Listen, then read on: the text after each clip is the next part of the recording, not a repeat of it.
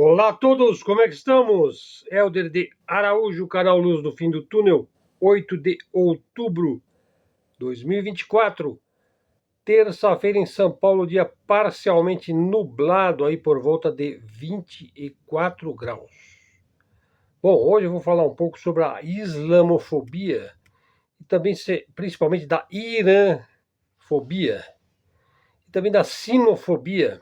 Bom, fobia é uma palavra que vem de Phobos. Phobos e Deimos eram os dois filhos, um é a fobia, o outro era o demônio, né? Filhos de Plutão, deus dos infernos, que por sinal denominam os satélites deste planeta distante, Plutão. Ninguém sabe exatamente se é um planeta, se faz parte do sistema solar ou não, às vezes é, depois voltou a ser, depois não era. Bom, fobia, então, significa o medo, o terror, né? O desespero. Então, a sinofobia, então, é a pessoa que tem medo da China, né? Que acha que a China é malvada. Ou a irãfobia. O indivíduo acredita que o Irã é o eixo do mal. A islamofobia. O indivíduo acredita que o Islão é do mal. Né? E assim é pregado pela propaganda, né? Pela mídia, pelo marketing, né? Ideológico. Veja, vamos tomar um exemplo. Veja a guerra ao Islão, por exemplo. A guerra ao terror, lá no início do século XXI, foi originalmente uma agenda sionista, inclusive promovida pelo movimento neocon, né, pelo lobby sionista dos Estados Unidos. Já fiz vídeos sobre este movimento, hein? Os dois vídeos que eu fiz sobre o movimento neocon estão entre os mais importantes do canal e você encontra aí na playlist. Veja, então veja só, os neocons, eles são gente aí, a maioria são sionistas, são jázaros. Veja, por exemplo, a influência de Léo Strauss, né, no âmbito acadêmico, ou Dick Cheney, por exemplo, no âmbito político, né? Bom, Israel tem praticado a lavagem cerebral aí por muito tempo, né, principalmente na própria comunidade judaica. Mas, sobretudo, estão mais sujeitos à lavagem cerebral sionista, principalmente os goíns, né, os não-judeus, né? Mais do que os próprios judeus, os quais em geral são bastante espertos, sagazes, mais desconfiados, céticos e estudiosos do que o normal das pessoas, hein? Os judeus em geral são bastante inteligentes. Sobretudo eles sabem que não existe essa bobajada de Israel sempre vence, né? Israel já perdeu várias vezes, na verdade, hein? Outra bobajada que não engana o verdadeiro judeu é o sionismo. A mentira de que a terra escolhida é essa costura aí feita pelos banqueiros Rothschild, pelos Estados Unidos e pela ONU, lá em 1948, né? O judeu mesmo, ele não acredita em sionismo, né? E geralmente ele tem bons amigos árabes, iranianos, libaneses, etc. Né? Quem alimenta inimizade com o mundo árabe são os ideologizados, né? Os fóbicos aí, né? Os que lucraram com a propaganda da Guerra Fria, os que promoveram o neoliberalismo por interesses ideológicos, os que fomentaram a queda da União Soviética, né? Bom, aí por interesses geopolíticos, né? Infiltraram, inclusive, desde o Deep State, uma nova Pearl Harbor, lá para ocorrer no dia 11 de setembro de 2001. Depois implantaram aí a guerra ao terror, o Patriot Act, né? Para usurpar direitos civis, né? E por aí vai. Bom, Israel está se desfazendo. O país está desgovernado, tomado por um gabinete talmúdico, ainda mais radical do que os antecessores deste atual gabinete, se é que isso é possível. Veja, hoje já não parece que desejam reaver seus reféns. Completa-se um ano de guerra, completou no dia de ontem, um ano de guerra. Veja, um país aí do tamanho de Sergipe, hein? Que é um dos menores estados do Brasil. Veja, ele está empobrecendo. Os israelenses estão indo embora de Israel, estão cansados do gabinete medonho que lhes rouba o sono, hein? Soldados estão voltando em sacos pretos lá do Líbano, às dezenas. Mas o grande responsável por mais uma desgraça ao povo de Abraão e o seu atual governo de extremo direito, o qual, pasmem, sempre consegue a ajuda de seu poderoso cão estadunidense, né? Bom, isso aqui não é exagero, minha gente. É uma simples constatação da realidade. Se não vejam, a operação em Gaza foi um fracasso. Um banho de sangue de gente inocente. Então essa guerra, vista de uma perspectiva militar, é um retundante fracasso. Vista desde uma perspectiva política, é um fracasso. Vista desde uma perspectiva social, fracassou. Vista desde uma perspectiva propagandística, foi um desastre. Hein? Então há uma crise rolando solta e crescendo na elite de Israel. A população parece acuada e descrente deste mundo. Hein? Apoiam o gabinete talmúdico mais por fatalismo do que por realismo. Um realismo exagerado, exacerbado, pode se tornar um fatalismo, vamos dizer, fatal, um fatalismo fatal, né? De resto, esta elite manipuladora está no poder na Espanha, Israel, no Canadá, nos Estados Unidos, por aí vai, né? Veja, nós temos visto aqui no Ocidente imbecis de baixo QI são eleitos. Veja, depois não há do que reclamar, hein? Veja, há uma crise da elite em Israel. Crescem protestos contra o governo de Netanyahu. Protestos vão se intensificando. Os israelitas estão saindo do Likud, o partido aí dos Zion, né? A estabilidade começa a tremer, vamos dizer. Perdas militares se sucedem, soldados estão morrendo. A mídia sionista segue vendendo aí a invencibilidade, a terra prometida, etc, etc. Não, é toda uma coisa assim distópica, né? O mito da invencibilidade do exército israelense é uma fantasia. Para que vender isso daí? Esse exército falhou. Foi muito feia a sua falha naquele dia 7 de outubro de 2023, há exatamente um ano e um dia, hein? Veja, aquilo foi uma subversão, um ataque de false flag. Pior, o gabinete de Bibi provavelmente sabia do ataque. Tem responsabilidade naquilo que aconteceu. Isso aí, da responsabilidade de Netanyahu, saiu até mesmo na mídia israelense. Não sou eu que estou dizendo, saiu na mídia israelense, logo no dia seguinte ao ataque. Hein? O Gaza é um pequeno pedaço de terra, de gente frágil, que vivia sua vidinha lá ancestral, quase idílica. Volta e meia, os sionistas entravam lá e arrasavam várias famílias, boas famílias, hein? Brutalizavam uns pobres garotos e a vida seguia. Eles achavam que era assim, que de repente Deus os castigava severamente. Os palestinos, Deus, bom, não acho que é Deus, acho que é o Baal, hein? É Moloque. Os palestinos vivem a mais atroz opressão sionista há várias décadas. Nada podiam fazer por muitos anos. Mas daí veio o Hamas, a resistência palestina, fruto de décadas de opressão. Veja, uma guerrilha aí formada por órfãos. Hein? Veja, o Hamas podia reagir e reagiu. Então, o Netanyahu sabia, o Mossad sabia, o Likud sabia, os sionistas sabiam. E deixaram, né, para criar uma forte comoção pública e uma justificativa para a destruição total de Gaza. A situação agora é um pouco diferente. Bibi é uma máquina de destruição, ele simplesmente não pode parar. Se ele parar, vai morrer na prisão, nas masmorras. Então ataca os líderes no Líbano, no Irã, e joga seus jovens soldados contra a resistência palestina. Veja, e o cão americano, né, o cara que paga e lambe o sionista, dentro ou fora dos Estados Unidos? Veja, estão com a língua de fora, dando uns latidos lá, preocupados com a eleição, hein? O sionista Trump anda pregando agora que tem que atacar o Irã. Tem que atacar o Irã. Ele fica repetindo isso aí, ele reza repetindo isso daí. Bom, ele acata as ordens do Deep State, lá do Estado Profundo, onde atua o lobby sionista, o lobby neocon, o lobby armamentista, o lobby do dólar, do Federal Reserve, etc. Bom, se Trump não baba ovo de Israel, periga tomarem a eleição dele, hein? Além do mais, ele é mais do mesmo, hein? O Trump está 100% com os sionistas. Então, o Trump espera que as IDF terminem o trabalho nefasto lá em Gaza, hein? Veja, Gaza é um holocausto diferente. Não é como aquele holocausto lá da Segunda Guerra Mundial, hein? Aquele lá, 90% é inventado, né? 90% é marketagem, narrativa, propaganda. Sim, houve um holocausto nazista, é inegável. Mas houve os campi de trabalho, onde estavam a Farben, a Standard Oil, a Siemens, a Krupp, a Bosch, West, Pfizer, etc, etc. O holocausto nazista, antes de ser extermínio, eram campos industriais de trabalhos forçados. Né? E há que se dizer, depois da guerra, os nazistas foram todos reabilitados nos Estados Unidos. Né? Foram para a OTAN, para a NASA, para a CIA, para o Oriente Médio, para a Argentina, para o Brasil, etc, etc. Hein? Bom, o Holocausto em Gaza é pior do que o do gueto de Varsóvia. Eu já fiz um vídeo sobre isso, comparando. Hein? A elite nazi sionista tenta esconder as imagens, os filmes. suspende o TikTok, né? Jornalistas desaparecem, são dezenas que já desapareceram. Lançam cortina de fumaça aí com o Didi, né? Com o Jeffrey Epstein, etc, etc. Bom, continuando, pessoal, a segunda parte do vídeo. Você já viu Netanyahu lendo o teleprompter?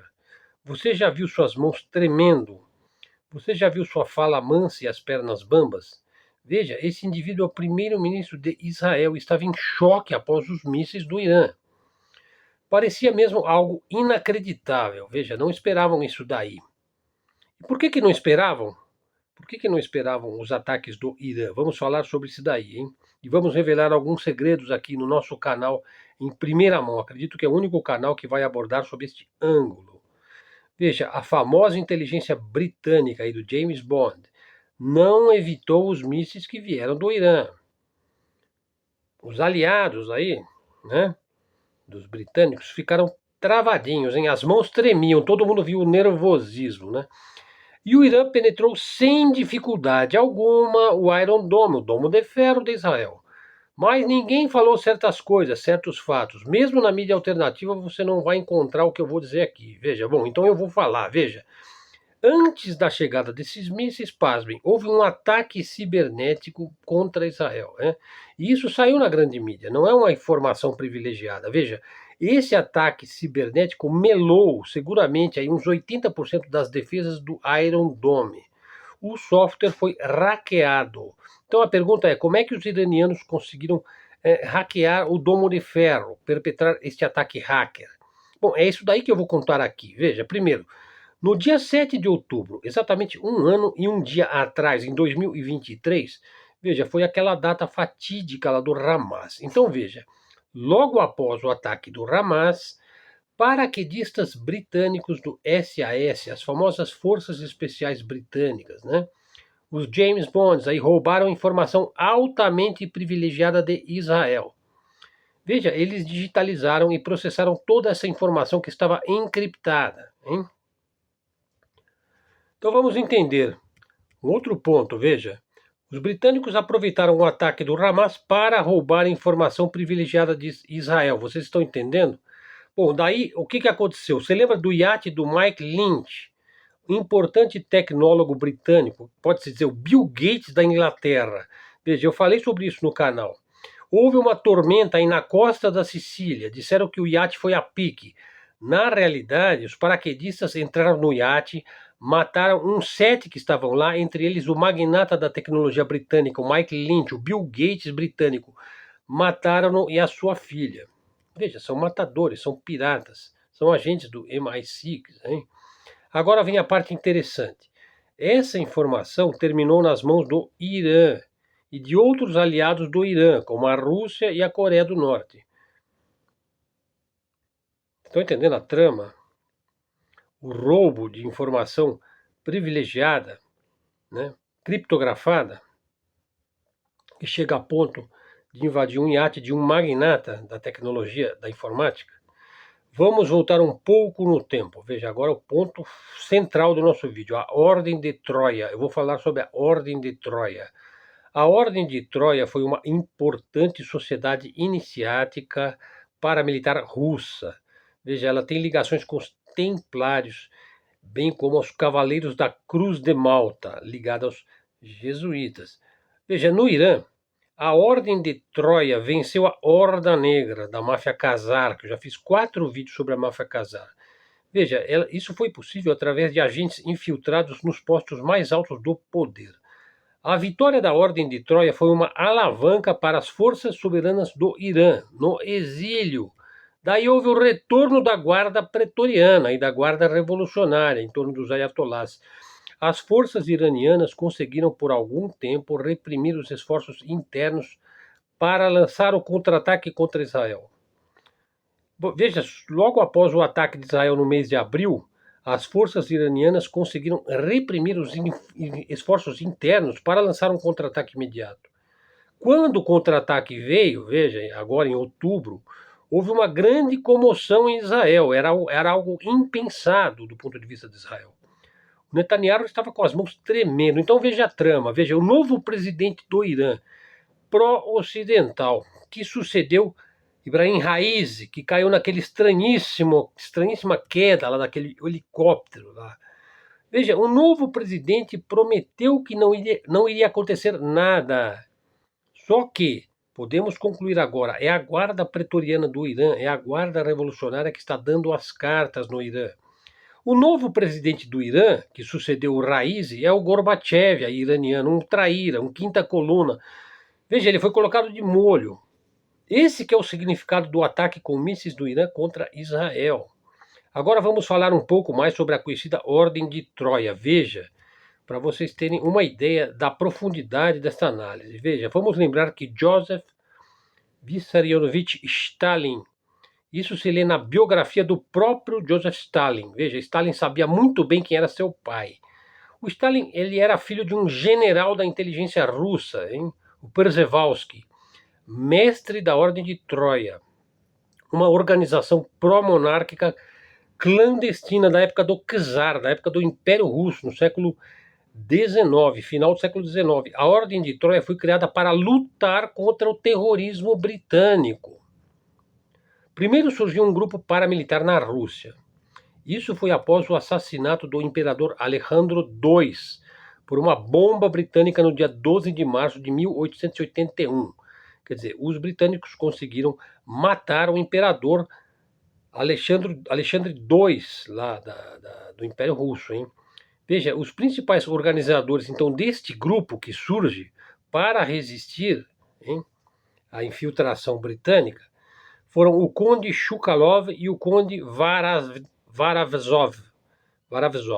Juntos, eles criaram, então, uma poderosa rede de inteligência. Veja, estamos falando de um grupo iniciático militar com 800 membros ativos, cerca de 15 mil assistentes e voluntários.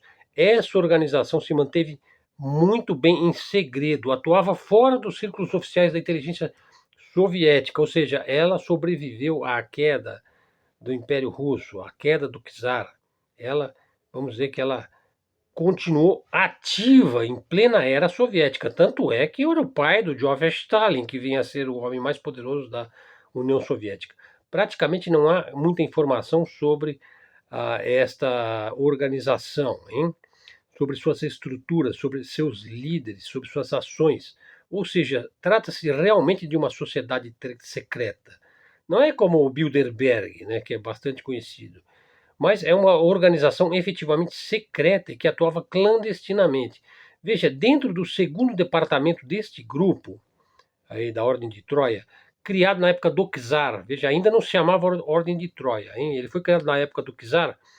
Dentro do segundo departamento, que haviam divisões departamentais, havia uma unidade especial dedicada a ações que exigiam, digamos, métodos não convencionais, né? Você já pode imaginar o que seja, né? Esse departamento era conhecido lá internamente como Oficina Secreta. Foi a partir desse departamento que surgiu a Ordem de Troia, encabeçada por ninguém menos que o pai de Stalin, Przewalski. Não só Przewalski, um dos maiores líderes da Ordem de Troia, além de Przewalski, foi o general Fadeir. Quem é Fadeir? É tio da famosa médium, criadora da Sociedade Teosófica, tio de Helena Petrovna Blavatsky, que é conhecido que ela veio de uma família militar de alto nível. O general Przewalski, pai de Joseph Stalin, dirigiu a Ordem de Troia para lutar contra a nobreza negra veneziana, que tem origens fenícias, para lutar contra a Horda Negra, contra a máfia Khazar, hein? Não era incomum que certos postos da Ordem de Troia, já na era soviética, fossem ocupados por altos membros do Estado-Maior russo. Então você tinha membros oficiais das Forças Armadas Soviéticas dentro da Ordem de Troia. Veja, membros da Ordem de Troia estão na base da chamada inteligência pessoal do general Stalin, né? Que mais tarde criou a SMERSH, S-M-E-R-C-H. Procurem aí na Wikipédia, hein? Veja, a SMERSH foi o melhor serviço de inteligência e contra-inteligência da Segunda Guerra Mundial. Ele era ligado, naturalmente, que ele não havia somente o KGB, o GRU, havia também a SMERSH. Bem, então vamos agora entender o que está acontecendo. Veja, é isso que está acontecendo. Veja, o Netanyahu tem ligações, naturalmente, com a máfia Khazar, com a Horda Negra. tem ramificações, o sionismo é o próprio centro da máfia negra, tem ramificações. Os braços sionistas são longos e poderosos, vêm desde a Casária, hein, pessoal, no século IX. Não deixe de assistir a série de 4 vídeos sobre a máfia Casária. Então preste atenção, o que está acontecendo no Irã? O que está acontecendo no Irã é o que está acontecendo em todos os países onde existem lutas intestinais pelo poder interno. No deep state dos países, há uma luta interna pelo poder entre os corpos da Guarda Revolucionária Islâmica, o IRGC, e os dirigentes do país, os quais estão diretamente ligados agora a Massoud Pezeshkian, presidente do Irã, que é o Gorbachev do Irã, e um quinta coluna do Ocidente. Mas o Pezeshkian não é quem os britânicos escolheram, os próprios iranianos escolheram o Pezeshkian. Então você tem no Irã um processo aí de infiltração, né, análogo ao de Gorbachev na Rússia, na União Soviética, em 1991. Agora, para a Guarda Revolucionária Islâmica, a IRGC, para a Guarda Revolucionária, tudo está em jogo, o poder está em jogo. E daí então a Guarda Revolucionária Islâmica, que liderou o ataque atual contra Israel, apoiado pela Ordem de Troia, e a influência dos Cavaleiros de Malta, veja. Procure também, vocês vão achar bastante informação sobre os Cavaleiros de Malta, porque é uma ordem monástica bastante conhecida de alto nível, que está presente em 5 continentes, né? Veja, consequentemente, é muito possível que Israel responda, não diretamente, porque agora a coisa saiu do controle de Israel. A Guarda Revolucionária Islâmica, ela deseja mesmo uma resposta direta de Israel, uma resposta militar, porque isso lhe dará força para unir o país em torno de si e afastar a quinta coluna aí dentro do Irã. Então vejam, na luta pelo poder, parece haver só a luta pelo poder, mas existem interesses místicos, iniciáticos, secretos, militares, paramilitares, nacionais, religiosos, monásticos, de poderosas ordens, né, e tradicionais ordens paramilitares. Outra coisa importante de se entender. Veja, lutar pelo poder, quando o poder já está assegurado nas mãos de alguém, é uma luta duríssima. Veja, a Guarda Revolucionária Islâmica recebeu golpes muito duros, hein? Tanto no âmbito externo quanto no âmbito interno, uma vez que o seu objetivo é retomar plenamente o poder. Então vocês estão vendo que o poder está meio dividido lá no Irã, até um certo ponto, né? Por toda essa trama aí, podemos dizer que é muito cedo para se falar de uma grande guerra no Oriente Médio. Veja, então Israel entendeu que o Irã possui informações chaves para destruir Israel. Veja, informações essas que lhe foram passadas aí de forma muito estranha aí, né? E então o primeiro-ministro de Israel, Netanyahu, como era de se esperar, disse que o Irã pagará um alto preço pelos ataques israelenses, etc. Sim, porque Israel tem o apoio de Washington, de Londres, de Bruxelas. Veja, Bruxelas, o epicentro da Europa e da OTAN está em Bruxelas. E como sabemos, Netanyahu é um cara que não pode parar. Veja, agora dito isso, veja, Israel, mais ainda, o Ocidente não poderá ganhar a guerra contra o Irã. Muito importante se entender isso daí. É impossível o Ocidente travar uma guerra direta contra o Irã. Por quê? Veja, estamos falando de um país de 85 milhões de pessoas, grande, hein? Israel é do tamanho de Sergipe. Bom, o Irã é do tamanho do estado de Minas Gerais, é enorme, com uma poderosa guarda revolucionária, a qual tem mísseis e pode lançá-los onde desejar. Então a aposta aqui não será da invasão e da ocupação do Irã, mas mais provavelmente vai ser um ataque híbrido, uma sabotagem interna, algum tipo de revolução, naturalmente uma pressão midiática crescente, algum tipo de sabotagem, hein? O que vimos na União Soviética em 1991, veja, o que vimos em tantos lugares do mundo, vai ser tentado no Irã. Vamos entender uma coisa, no estudo da arte da guerra, entendemos que a forma mais estúpida e menos eficaz de se ganhar uma guerra contra o país é o ataque militar bruto, sobretudo o ataque bruto contra civis. Essa é a maneira mais idiota de você travar uma guerra. Não se ganha uma guerra assim. Veja, olhe para o Afeganistão, né? Olhe para o Iraque, olhe para o Vietnã, olhe para a Coreia do Norte, né? Fracassos retundantes do Ocidente. Só que os meios de comunicação de massa do Ocidente já estão fazendo a caveira do Irã, dizendo que todos lá são anormais, que deveriam estar no hospício, etc. Só que o verdadeiro psicopata, o verdadeiro anormal, é mesmo aquele primeiro-ministro lá de Israel, que eu chamo de Golem. Pessoal, atente aqui para o nível da nossa análise, hein? E compare depois com os canais que você conhece, ok? Veja, nada é simples na política. A política não é conduzida de modo linear. Pessoal, vou dizer uma coisa muito importante para vocês. Vejam, a política ela não é algo linear, previsível. Ela nem mesmo é, na prática, algo racional. Na verdade, não há nada na política que seja racional ou lógico. É algo muito mais intuitivo e abstrato do que o que se imagina.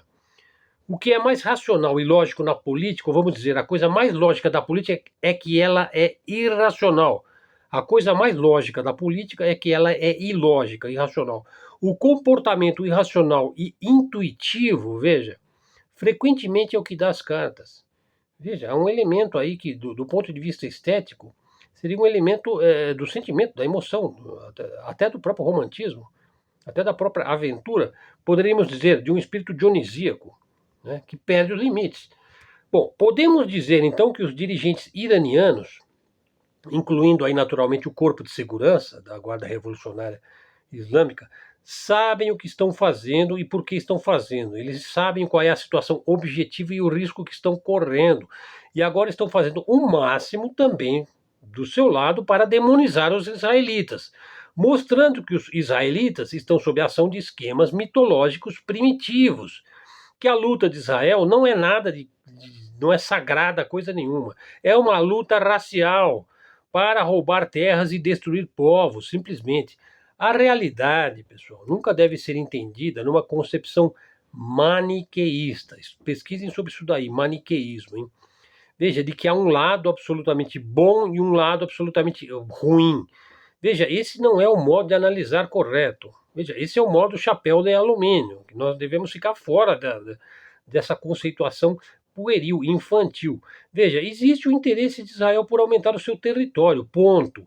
Existe o interesse de Israel de agregar campos de gás, água, o rio Litani, por exemplo, riquezas minerais, petróleo, por exemplo. Então a realidade é muito diferente dessa hipnose aí de Deus me ama e não ama você. Essa terra é minha porque há 4.000 anos um cara barbudo andou aqui, etc, etc. Veja, não precisa ser somente Israel. Veja, nos Estados Unidos, Trump se vende como a salvação dos Estados Unidos. É maniqueísmo puro. O que é isso na prática? Na prática é messianismo político. É cair de novo no messianismo, no maniqueísmo hipnótico. No tudo ou nada. Eu sou o santo, limpo, puro, o reino de Deus, e outro é o mal, Satanás, é o inferno, etc, etc. Na verdade, o próprio Satanás mesmo, hein? Ele deve adorar quando as massas se tornam maniqueístas, né? Tudo no eu contra você, direita contra esquerda, o santo guerreiro contra o dragão da maldade, né? É um filme inclusive um filme brasileiro, né? No branco contra o preto, no santo contra o pecador, né? Mas pense, ninguém é santo por condenar os outros. Você não se torna melhor porque você sai condenando os outros. O santo, ele ajuda os outros, o indivíduo que é santo. E se os outros não querem ajuda, o indivíduo que é santo, ele não vai condenar ninguém, não. Né? Então ninguém é melhor porque critica o outro, porque aponta os podres dos outros. Não é assim que funciona a realidade, hein, pessoal? Veja, para se entender o Oriente Médio, nós também podemos chamar aí de Sudeste Asiático. É preciso entender história, religião, principalmente o simbolismo esotérico, e também as sociedades iniciáticas e as sociedades secretas, paramilitares, monásticas, inclusive Ordem dos Jesuítas, Ordem de Malta, né? A Ordem de Troia. Sem entender essas áreas, não é possível entender as motivações e as ações humanas, né? Então veja, pessoal, terminando já o vídeo aqui. O dia 1º de outubro corresponde ao número 110, 110, 1 e 10, ou seja, dia 1 do mês 10, que é outubro. Veja, aqui é uma referência mais de ordem numerológica e simbólica. Veja, o árabe usa um sistema chamado Abhab, que cada letra representa uma consonante, ou seja, não há vogais na língua árabe. Além disso, é a mesma noite, lá, 1 de outubro, da festividade hebraica lá do Rosh Hashanah, né? Então, nessa noite, se reúnem para criar uma barreira protetora contra os espíritos do mal, hein? Daí o líder supremo do Irã indica que o ataque com os mísseis deve se realizar em um dia e hora específicos, conforme certos ritos e certos símbolos. Veja, o maniqueísmo aí está muito associado à bruxaria. A bruxaria está muito presente, pessoal. Veja, em sociedades fechadas, secretas, ritualísticas. Às vezes cai no modismo total, né? Nas ondas aí, Wicca, cristais, aroma, incenso, anõezinhos, né? E banhos e trabalhos, passes, ufos, portais, invocações, etc, etc. Né? Então eu não acredito que a era da bruxaria chegou ao fim. Veja, ela apenas se tornou uma cultura de massa, mas ela ainda é praticada de forma oculta, secreta. Veja, outro ponto. Não foi apenas o Ano Novo Hebraico, Rosh Hashanah, que determinou o momento do ataque iraniano contra Israel. O 1º de outubro, agora veja um ponto interessante, também celebrou, eu falei sobre isso no canal, 75 anos da República Popular da China. Beijing é um dos principais sócios comerciais de Teherã, capital do Irã. Ou seja, até um certo ponto, o Irã deve boa parte de sua ascensão e desenvolvimento à China. E aqui vamos fazer uma retrospectiva. Veja, as elites estadunidenses encabeçadas pelos Rockefeller levaram importantes plantas industriais para a China, fazendo da China uma superpotência. Tudo isso foi planejado. Pouco se diz, hein? Mas na época do Deng Xiaoping, a China já enviava estudantes chineses para as melhores universidades do mundo, um enorme intercâmbio, hein? Ou seja, a China se preparou muito bem para ser a meca do capitalismo global, né? Ela não recebeu tudo de bandeja, não, ela se preparou muito bem para isso. Veja, o acordo dos capitalistas globalistas estadunidenses, encabeçados pela poderosa família Rockefeller, se deu em 1979, entre Deng Xiaoping e Jimmy Carter. Veja, nós vamos ver 20 anos depois, o projeto cresceu ainda muito mais no governo de Bill Clinton. Esse casamento durou até 2019. Né? Não é uma coincidência que a derrubada do Shah do Irã por radicais xiitas aí pela Revolução Iraniana nos idos de 1979, ou seja, vejam bem, coincide com o estabelecimento de relações diplomáticas entre Estados Unidos e China, com a visita de Deng Xiaoping aos Estados Unidos, com a queda do regime do Shah Reza Pahlavi. Essa queda foi facilitada pela aproximação de Washington com a Arábia Saudita. A ampliação e a diversificação das participações petrolíferas no Oriente Médio, muito bem preparada aí pela diplomacia de Henry Kissinger, foi uma medida tática e de longo prazo. Veja, o cálculo foi pensado assim, olha, para que o Ocidente minimizasse os seus próprios custos, os seus gastos energéticos, ao menos os custos industriais, pelo menos, e daí transferisse as indústrias todas para a China. Veja, a China, então, em seu processo de intensa industrialização. Então, os grandes capitalistas pensaram assim: olha, a minha produção vai crescer muito lá na China e me sairá muito mais barato. Né? Num segundo momento, eu posso vender as indústrias que vão se tornando obsoletas. Veja, ele contava com isso. Hein? E por 30 vezes eu vou receber o que eu investia, e 30, 40, 50 vezes mais. E aí eu saco os benefícios todos fora do país, fora dos Estados Unidos, sem pagar imposto algum para o governo dos Estados Unidos, sem imposto algum para mim. É assim que funciona a mente capitalista. Bom, e aí chega o Trump e quer fazer o contrário disso daí. Agora pense, os Estados Unidos e os Rockefeller, veja, eles não se importavam se a China era comunista, se ela era amistosa, se ela era pró-ocidental ou não era, enfim. Veja, aí o Trump se coloca como pró-ocidental e anti-China. Veja, a impressão que temos agora é que a elite capitalista, veja, ela talvez ela se importe até que ponto com o Trump, né? Veja, se ela se importasse tanto assim, o Trump até nem seria eleito, né? Do mesmo modo que eles também não se importam se é o Vladimir Putin que está lá no Kremlin. Veja, é um jogo dialético. A irracionalidade faz parte deste jogo.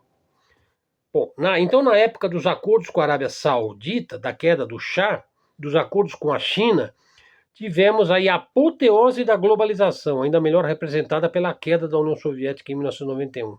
Agora a situação é outra. O petróleo se torna cada vez mais uma preocupação, né? As mudanças climáticas, né? Assim como a China é uma grande preocupação. Então já estamos numa fase de desglobalização. o que requer um enfoque fundamentalmente diferente. Veja, então por quê? Qual que é a trama toda? A trama, pessoal, é que a China é hoje e continua sendo o mais consistente e talvez o único projeto verdadeiramente globalista em curso. Eles tomaram a agenda dos próprios globalistas. Então, os globalistas passaram a promover os regionalismos, né? Então, é uma trama que deve ser compreendida com todas essas nuances. As ações reativas do Irã, dos mísseis lançados a Israel, também é um problema para a China, hein? Prejudica a expansão da Rota da Seda, prejudica os BRICS. A escalada belicosa aí de Israel vai trazer um custo socioeconômico aí para o regime dos ayatolás. E o Irã corre um risco. Veja, ele já está correndo esse risco. O mesmo risco que a Rússia já correu lá, a União Soviética, quando a Revolução Colorida lá derrubou a União Soviética. Bom, já estamos com 35, 36 minutos. Eu ainda ia falar sobre o sistema financeiro dos Estados Unidos, mas eu vou deixar a segunda parte, seria a terceira parte aí para o vídeo de amanhã. Está tudo lá no nosso blog e ainda mais detalhado, né? Que aqui eu faço um resumo para vocês. Vocês veem que as informações que nós trazemos aqui são únicas e são diferenciadas. Pessoal, então vamos chegando ao final do nosso vídeo aqui. Agradeço muito a sua presença e a sua atenção aos nossos conteúdos. Verifique se você está seguindo o nosso canal, hein? Não deixe de dar o like e também dê a força aí, replicando nas suas redes, fazendo um comentário. Quem quiser ajudar o canal, é o Pix, pessoal, que está aí na descrição aqui da nossa mídia alternativa, mídia independente, canal de livre expressão, de livre comunicação. Vamos chegando então ao fim de mais um vídeo aqui seminal e único do nosso canal, lançando uma luz no fim do túnel. Obrigado a todos, até a próxima e fiquem com Deus.